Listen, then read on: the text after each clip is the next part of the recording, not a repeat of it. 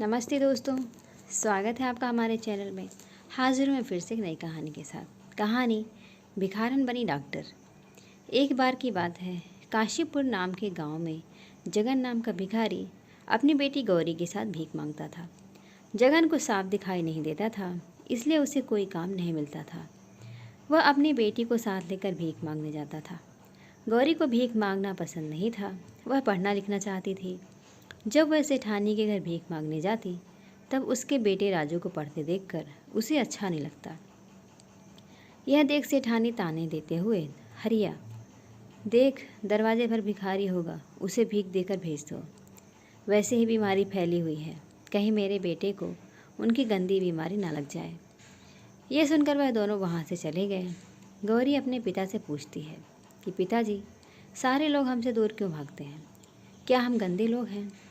पिताजी बोले, अरे नहीं बेटा, बुराई तो हमारी गरीबी और इनकी सोच में है।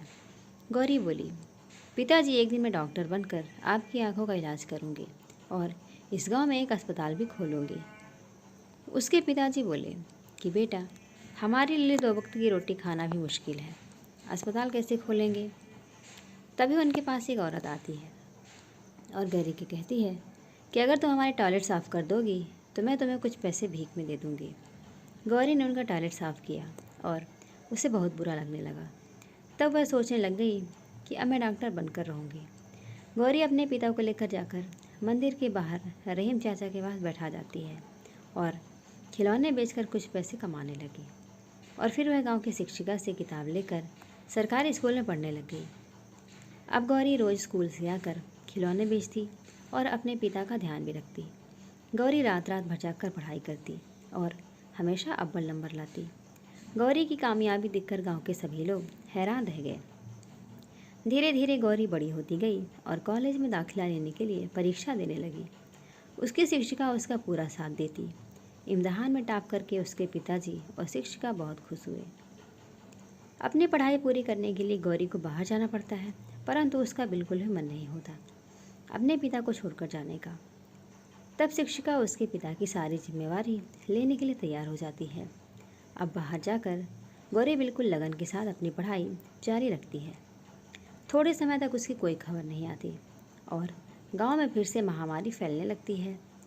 रेनू के पिता और राजू इस बीमारी से अस्पताल में पड़े रहे। वहाँ कोई भी डॉक्टर नहीं आ रहा था।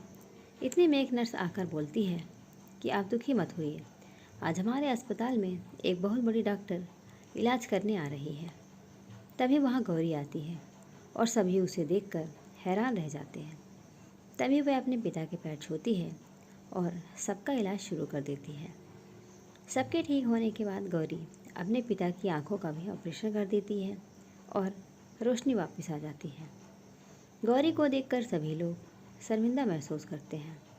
सभी उसकी कामयाबी को देखकर बहुत खुश होते हैं और उसको माला पहनाकर उसका सम्मान करते हैं। तो दोस्तों, इस कहानी से हमें सीख मिलती है कि यदि गौरी जैसी लगन, मेहनत, दृढ़ निश्चय से काम को करें तो हमें कामयाबी ज़रूर मिलती है। दोस्तों, कहानी आपको कैसी लगी ज़रूर बताइएगा। लाइक करिएगा, चैनल पर नए हैं तो चैनल को सब्सक्राइब करिएगा। धन्यवाद।